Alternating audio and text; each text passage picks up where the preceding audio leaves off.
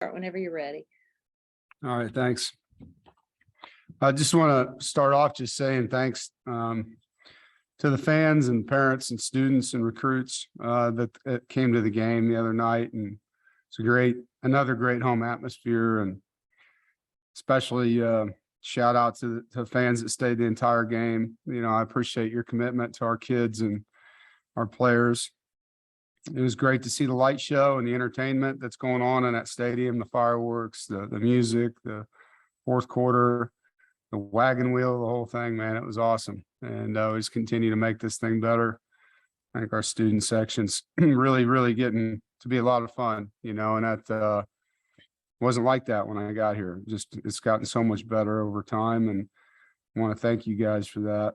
You know, going into the game against UConn, I was really proud of our team. You know, I thought we played really hard. We were prepared, challenged our guys throughout the week to be in the moment and to work on us, not overlook an opponent, not let our guard down, to be present on the opportunity that we had to become a better football team. And obviously we knew that the conference schedule was looming, and, you know, the matchup that we have this week was in the background, and thought our guys showed good leadership and maturity. There's a lot of teams, we all watch college football. We know some teams don't do that. And our team showed maturity, which was something that we needed to do. I also think our Texas Tech win, it looks even more impressive now, you know, seeing what they did. Congrats to Coach McGuire on his win over Texas. But I think that, you know, for us, guys are getting better, and that's the challenge we have each week, is we want to be a better version of ourselves than we were the previous Saturday, and be better than we were in UConn game, than we were in Texas Tech, and so on.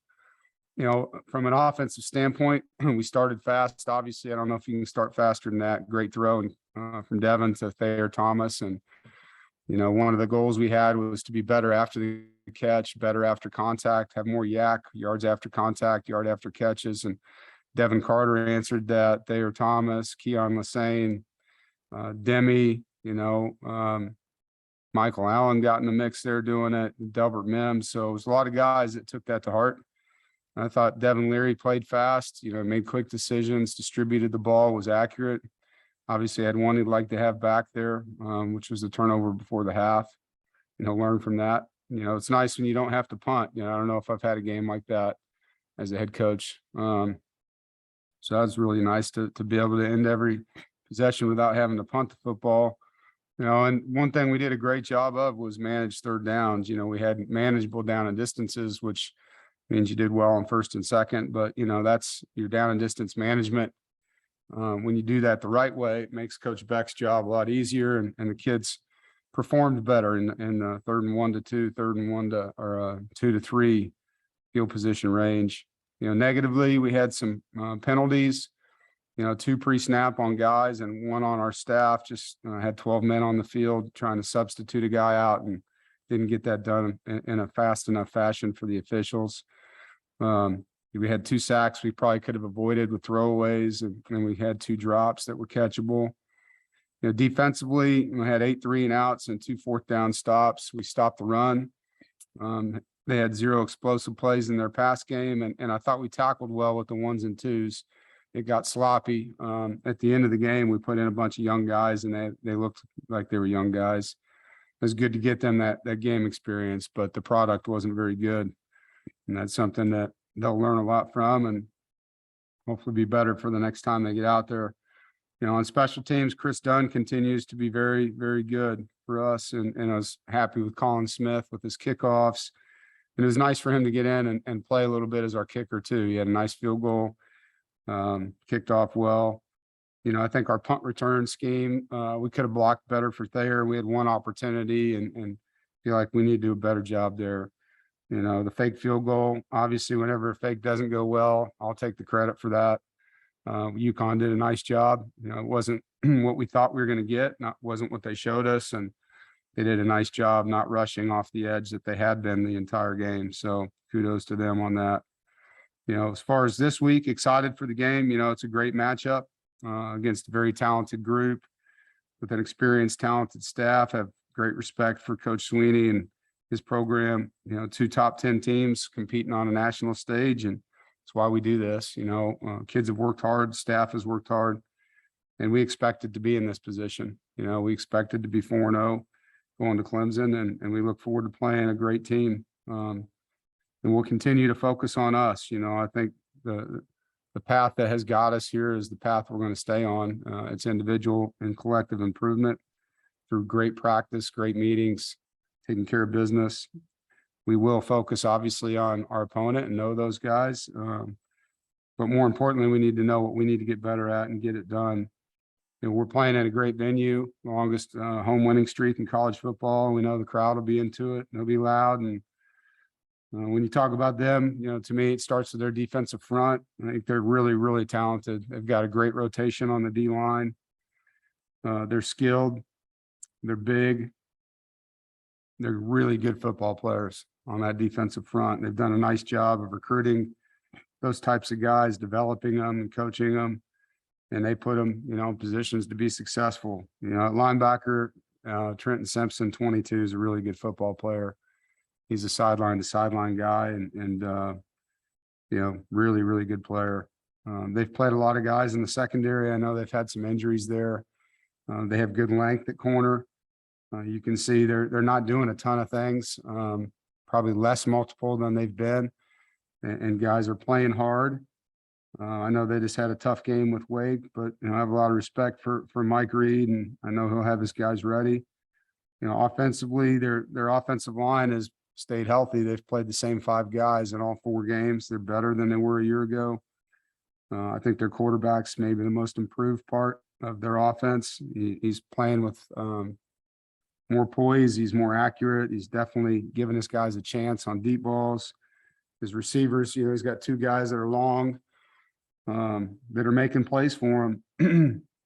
Their tight ends got 4 touchdowns, and not surprising to see Shipley playing the way he is. Have great respect for Will. He's competitive. He's talented. He's got a lot of great spirit and demeanor. So it's a great matchup. I'm excited to get to work and get into the game planning today and start our practice and go out there. I love our team and our mindset, and excited for them with this opportunity. Questions? David? Hey, Coach. Good morning. I know you don't usually focus too much on the rankings, but having this team in the top 10 for the first time in 20 years, how significant is that for you? Well, it's not for me. It's significant for our team. It's for our university and our alumni, and it's great. We worked really hard to move ourselves up in the national footprint of this sport. It's taken a lot of time, blood, sweat, and tears and commitment from a lot of people. So, I know that it's not a stationary spot either. You go up or down based on your performance, but you still have to get to that spot. And we've worked hard to get there. We're going to embrace the opportunity of being there, and we know a lot comes with it. So, I think it's something to celebrate for sure. It's not something to say we've arrived yet, because obviously the rankings at the end matter a lot more than they do after the 4th week. But 20 years is a long time, so I think it's something that should be noted. It's something that people should be excited about. And I'm proud of our players. We were 3 years ago 4-8. These guys have worked really hard, to get our football team where it is right now. Corey? David, has to be asked, obviously, preparation for a potential hurricane coming through this game as well. What types of things will you do this week to prepare for that, on top of preparing to play in Memorial Stadium for the first time since 2018? Yeah, there's a lot. You consider crowd noise, so we'll have to have the noise going, and then and have to have wet balls. And we've obviously or I've been through the hurricane situation before. I hope we don't have to play in something like that, like the Notre Dame game. That was nuts. But we'll be prepared, if it is raining. Hopefully it won't be one of those things that has devastation that comes with it either. Sometimes these things fizzle out. Sometimes they get pretty strong. So we'll just have to see where it goes. But we'll plan for the worst and hope for the best. Completely different question here, but this team so far through the first 4 games ranks right now 7th in stopping teams in terms of third down conversions on defense. Clemson, meanwhile, number 6 in the country in third down conversions offensively. How big of a component is that going to be this weekend in trying to get them off the field? Yeah, it's big. I think third down on both sides of the ball is going to be a huge thing. I mean, last year when we won this game, we had 42 minutes roughly of time of possession. And that's because we were successful on defense on third down, and we were successful on offense on third down. And those things lead to time of possession, which is a big deal when you're playing an explosive offense like Clemson's, So we've got to manage third downs on offense. We've got to win third downs on defense. And how do you do that? Execution, obviously, but also giving yourself favorable down and distances in both sides of the ball, trying to get them behind the chains and us trying to keep ourselves from being behind the chains. It's going to be a huge part of the game. Thanks, Dave. Yep. Brian. Hey, Dave, back to the hurricane a little bit. Is this something you'll monitor? Is it something someone on your staff is responsible for kind of keeping track of? And I imagine it impacts things like travel as well. Yeah, no, we've already started talking to meteorologists at one of the local spots here. I'm not sure who it was, but Adam Clark from my staff has been in communication with them. I know Buke, Oregon's following it. And we do have to have plans on travel. I mean, if we can't fly, then how are we going to get there? So, there's a lot of things that we're having to be ready for in case it gets like that. Obviously, you mentioned that you expected to be 4-0. This game's been circled for a long time by a lot of people. Do you get a sense that everything you want to achieve this year is sort of in front of you at this point? Well, yeah, I think all of us that are playing our first conference game, we're all undefeated in the conference right now. There's a couple teams that have played one. And so at this point in the season, there's a lot of hope for everybody.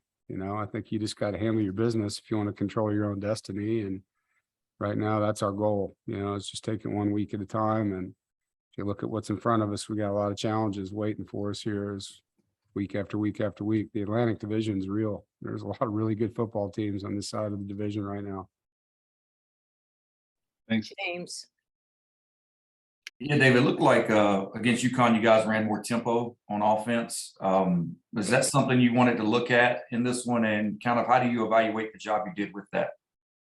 Yeah, I mean, we've varied the tempos throughout the year. I think you're right. I think we did mix it up a little bit more. Some of that's just a game flow thing for Coach Beck too, and he sees the defense is tired and he wants to step on them that way, then he'll do that, and some of it's our defense. Like if we're playing a lot of snaps, we got to be smart. You don't want to go out there and run tempo 3 plays and 3 and out and your defense is tired. And so it's, complimentary football. We've been basically going 3 and out, 3 and out, 3 and out on defense. They were rested. Tim knew he could play at whatever tempo he wanted. And we got to fit those things together so that we're working to protect both sides of the ball. And I wanted to ask you about Demi. I know coming into the year, you seemed really high on him. He's averaging 6.5 yards per carry. Has he maybe even exceeded your expectations through this point of the season? No, I think he's right where I would hope he was going to be. He's you've heard me talk about him for a year, so I don't need to repeat it all. But until you get in live games, you don't know. This is what I thought we would have.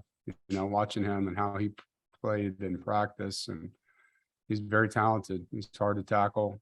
He's got good vision. He's patient. He can catch. He's tough. So, yeah, he's in a good spot, and we just got to keep him growing. He's still learning. Each week he gets a little better. Appreciate it. You bet. Gibby. Yeah, Dave, you got players like Devin and obviously Isaiah and Drake playing, key positions, and they also got great experience too. I mean, how important is that coming into a game like this? Yeah, I can't make a guy have 47 starts, like that's something that takes time to accumulate for players. Guys like, that linebacking group in particular, some of the D linemen, our receivers there in DC. We got a lot of guys that have played football, and that's good. And they've been in big games, they've won big games. And so they bring a calmness to the locker room, and hey man, they're talking the right way. These are things they believe, and they can talk to their teammates, and they can show good leadership. And they can be calm in the midst of a storm and get guys to settle down if they need to. So that experience is something that I value a lot because I've had teams that were the opposite, you know? And so you just gotta, when you have it, kind of ride the wave with it. David, Dave, at times you have, the all New Jersey backfield with Devin Leary and Demi Sumo. Have you seen that relationship grow? And does it help to have guys from a similar area playing together? I think there's a pride about it. I'd really never thought about it until you just said it. There's a pride about that for them.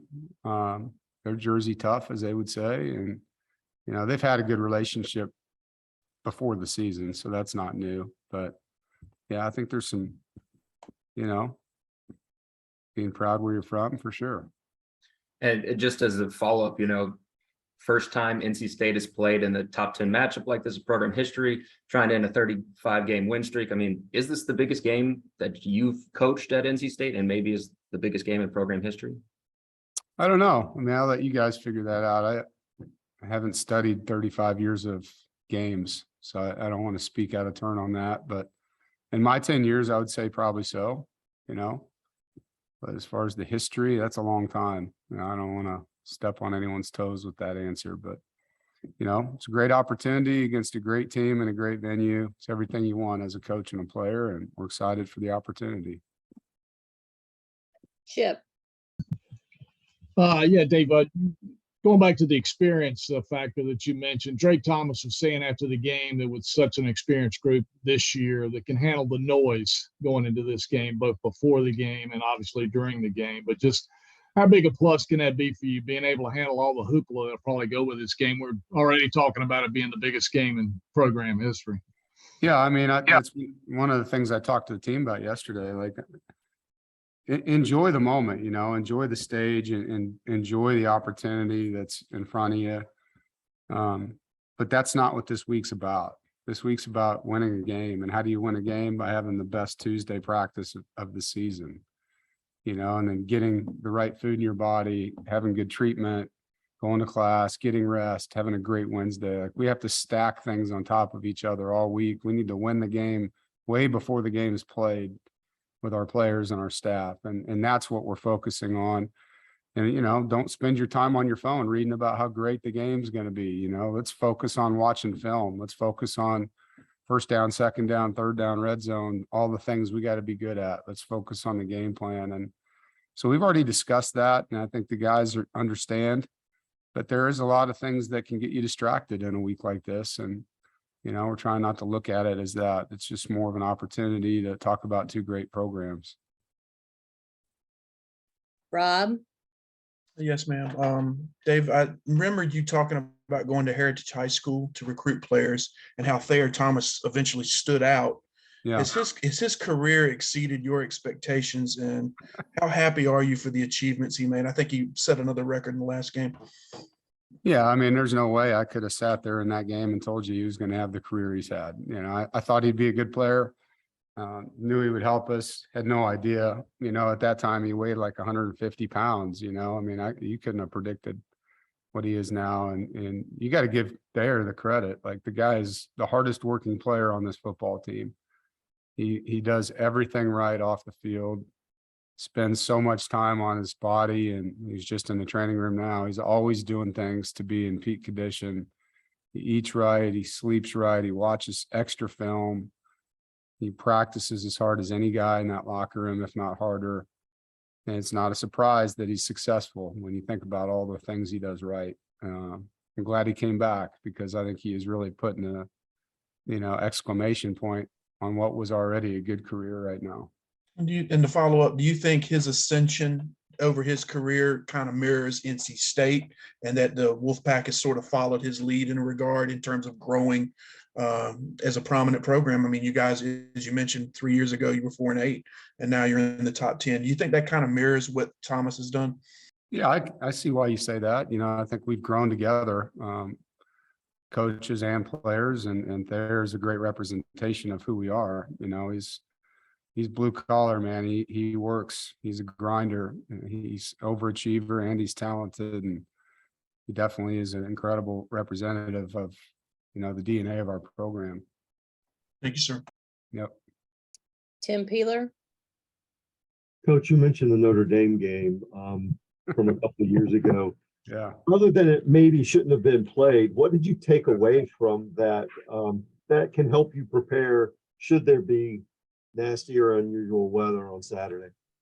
Yeah, I mean, there's a lot of little things we did in preparation, even in the game plan. We prepared, maybe we won't even be able to throw a pass, like how are we going to win? So we talked about things like that. We practiced, like I said, with wet balls. And so we're just going to have to do similar, is be ready for that in those conditions. And yeah, I hope it's not like that. I mean, that was terrible. You're standing in water that was calf deep on the sideline and sideways rain. And so, I hope we don't have a similar situation. Thanks, Coach. James. Dave, you mentioned their staff changes already. Can you go back and look at last year's tape much at all? Maybe just for personnel or scheme? I mean, how do you evaluate last year's game versus them? Yeah, no, I watched last year's game. I think, offensively, it's the same. Coach Streeter's very similar to what they were. So, yeah, and the personnel is very similar on offense. So you can look at last year's game on that side of the ball. I think defensively, they've changed more than they have offensively.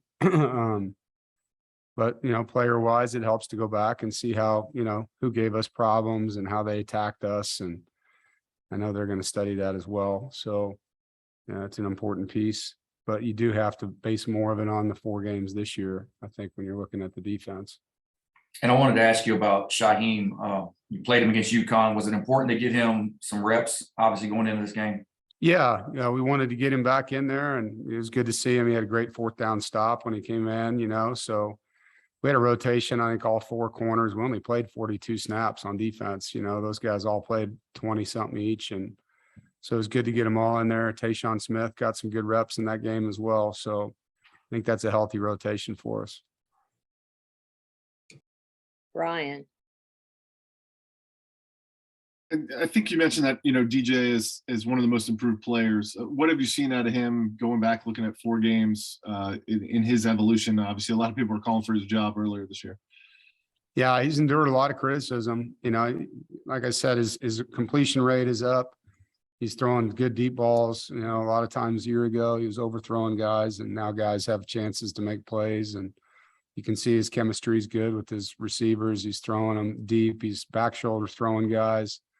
And his guys are making better plays for him too. I think that's part of this that gets lost sometimes. Quarterbacks take the heat, and there's guys dropping passes all over the field that could have changed the game. That changes the quarterback too. So, a lot's been said about, his body transformation until I'm, right there with him. It'd be hard for me to comment on that, but that he's lost weight and he's more mobile. So he's playing good. I mean, dang, he's got people hanging all over him. That 2-point play that, last week was a huge play that he made. And there was a play in the Georgia Tech game on 3rd down, similar situation. They're off the field, and he finds the back and shovels it to him with people hanging all over him. Is a critical play in that game that kind of busted the game open.